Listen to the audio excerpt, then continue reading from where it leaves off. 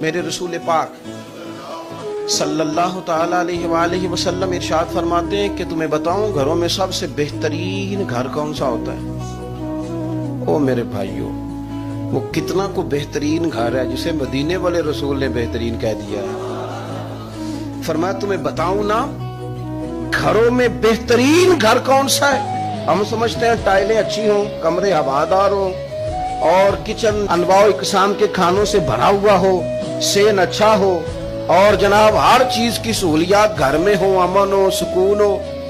نہیں، حضور فرماتے ہیں مجھ سے پوچھو نا بہترین گھر کون سا ہے؟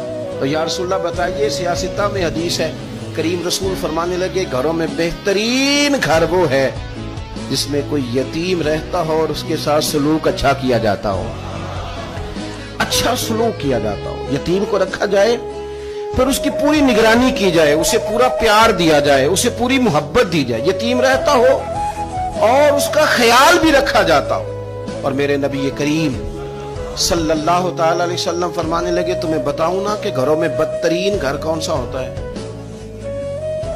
بدترین گھر کون سا ہے؟